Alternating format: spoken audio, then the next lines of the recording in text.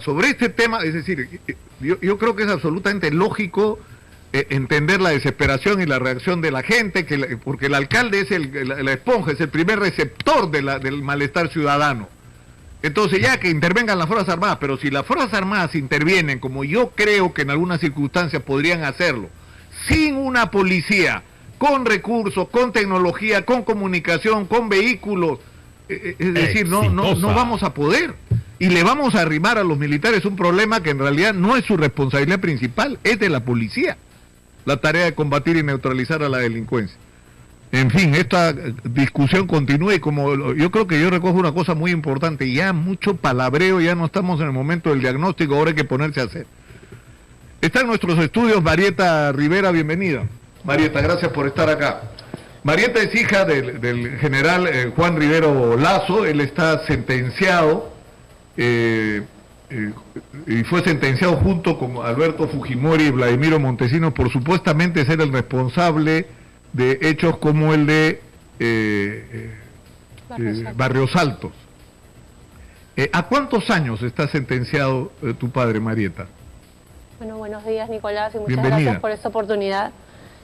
Bueno, sí, mi padre es el general Juan Rivero Lazo, general del Ejército en retiro actualmente.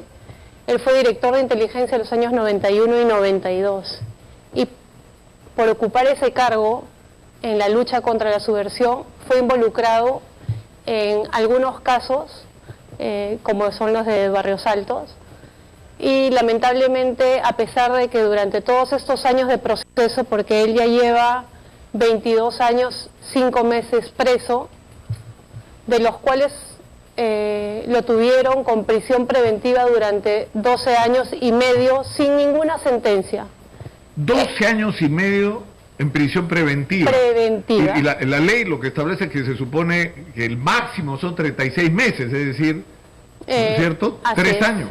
Así es. Mi padre, por el cargo que él ocupó, lo involucraron para crear justamente una línea de mando para responsabilizar a quienes cometieron el hecho, hacer una línea de mando hasta alcanzar al expresidente Fujimori. Bueno, él ha demostrado su inocencia durante todos estos años, le han violentado todos sus derechos fundamentales, el debido proceso, el plazo razonable, y a pesar de que ha demostrado durante todos estos años su inocencia, porque no tienen ninguna prueba contra él, más aún hay testimonios en los cuales lo sacan completamente de estos hechos. Es decir, porque de lo que yo leí un artículo del abogado Carlos Rivera, que es del IDL, ¿no es cierto?, y que ha sido un actor, digamos, en contra de tu padre, uno de los acusadores de tu padre de alguna manera.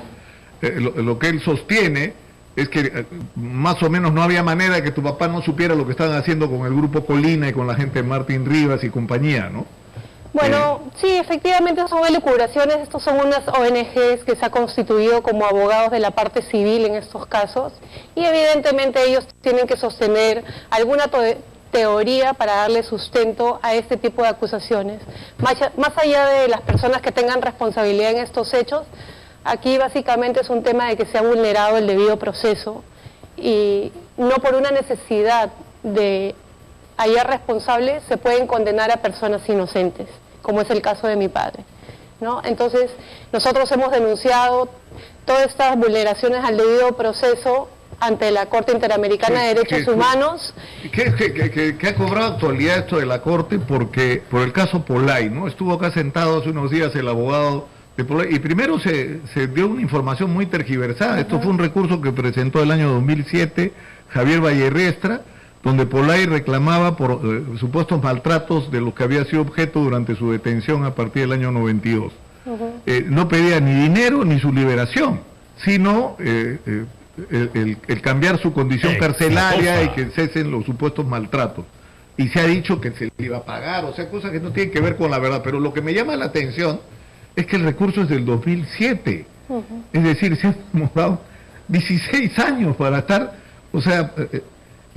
Y ahí me acordé del caso de tu padre. O sea, el de tu padre, sigue esperando. ¿Hace cuántos años ustedes fueron a la Comisión Interamericana? Bueno, la denuncia de mi padre justamente por todas estas violaciones está desde el año 2005 ante la Comisión Interamericana de Derechos Humanos y recién se demoraron 13 años para declararla admitida la denuncia. En este momento la denuncia de mi padre ha sido admitida por la Comisión Interamericana.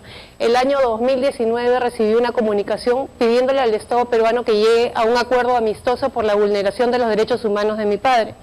Sin embargo, el Estado peruano se ha negado a este acuerdo amistoso, pero lo más importante aquí es que, siendo la Comisión y la Corte el sistema de la protección de los derechos humanos, no le importen los derechos humanos de un soldado del Perú que luchó para la pacificación. Ahora, acá estamos hablando de un terrorista convicto y confeso, sí, claro, sentenciado. Que además ha pedido perdón es decir, el pedir perdón es importante en el sentido que está reconociendo sí, que ha participado, ¿no es cierto? Definitivamente estas personas equivocadas que desangraron a nuestro país y a consecuencia de la miseria que nos hicieron vivir es que los militares salieron a defendernos, como es el caso de mi padre. Sin embargo, vemos en la actualidad que personas como sentenciados a terrorismo han salido en libertad y todas estas ONGs de protección de los derechos humanos, pseudo protección de los derechos humanos, yo le digo, porque solamente protegen a ciertas personas. Ellos sí han llegado al sistema de protección de los derechos humanos, han salido en libertad y no solamente han salido en libertad, sino el Estado peruano ha indemnizado a muchos terroristas. O sea, no estamos hablando acá, como en algún momento escuché a una abogada del IDL decir acá, referirse a mi padre como el condenado, pero estos señores que son abogados, es lamentable que se expresen así, porque todas las personas, inclusive hasta los terroristas y cualquier persona condenada, tiene derecho a la protección de los derechos humanos. Eso no es exclusivo, claro, para ciertas personas, está para todos. Claro, Marito, pero lo que a mí me resulta inconcebible, o sea, yo creo que sí es importante que exista un organismo internacional como recurso de protección cuando la justicia de tu país falla. Pero, es decir, ustedes presentaron el 2005 el recurso, estamos 2023, han pasado 18 años y todavía no se resuelve. O sea, ¿qué justicia es esa que se demora 18 años en proteger? O sea, tú estás diciendo, oye, un momentito, están violando mis derechos, ¿no? Están violando el debido proceso, están abusando de mis condiciones.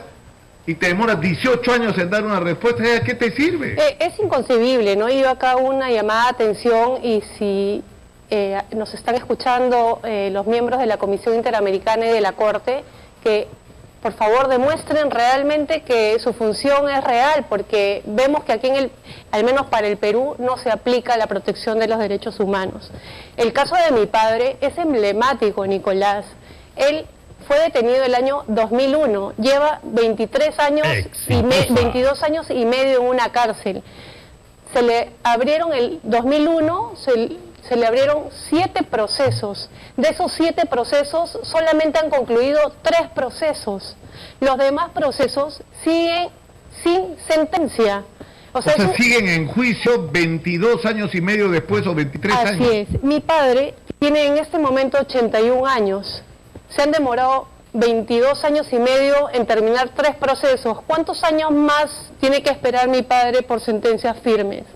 De las cuales también ha tenido absoluciones y 2 sentencias condenatorias de 25 años, las cuales con los beneficios penitenciarios en este momento mi padre ya ha cumplido una pena de 30 años, de más de 30 en este años. momento tu padre debería estar en libertad. Mi padre tiene un exceso de carcelería, él está siendo secuestrado en este momento por la justicia peruana y el sistema de protección de los derechos humanos no hace absolutamente nada. No sé qué están esperando, que mi padre ya muera en una prisión. Claro, para después decir, uy, tenía razón el general, sí, ¿no? Rivero Lazo y su familia. ¿Qué te sirve? Y lo más triste de todo esto, Nicolás, es que estamos hablando de un general y más allá de un general, un soldado, un oficial que dio toda su vida al servicio de la patria con una carrera impecable, brillante, nunca tuvo una sanción, justamente por ser tan exitoso logró ser director de inteligencia del ejército además, y se venció el terrorismo. En un momento que fue crítico, porque lo que es cierto es que en la guerra contra la subversión en el Perú y contra el terrorismo se cometieron, como yo digo, errores y horrores, pero el propio ejército aprendió de su experiencia y el éxito al final de la guerra contra Sendero fue precisamente el uso de la inteligencia, el introducir el tema de los derechos humanos. Los militares hablaban, yo me acuerdo de esa época, yo era reportero y después conductor del programa, los militares hablaban del tema de derechos humanos y de aislar a Sendero de las poblaciones, de los campesinos, de las comunidades, y cuando lograron ese aislamiento es que vino la derrota. Entonces, en fin, Marieta, tenemos lamentablemente que terminar por hoy, pero tú sabes que tienes este espacio abierto, ¿no? Y yo creo que llevas razón en dos puntos, ¿no? No es posible que haya un sistema internacional de protección contra los abusos que pueda cometer la justicia de un país como en este caso la del Perú y demorarse 18 años en contestar, dar una respuesta o atender un pedido, ¿no? Y finalmente no es posible que haya juicios que duren 22 años y medio como los de tu padre, ¿no? Por Dios. Y todavía no han terminado, ¿no? Y estamos esperando que la comisión ya se pronuncie y ya declare culpable al Estado peruano, ¿no? Tenemos que tener, y no es el único caso el general Rivero Lazo. ¿Cuántos militares están presos o procesados por esta condición? ¿Ah? Los que me están viendo y sus familiares lo saben. O sea, no puede ser. Vamos a la pausa.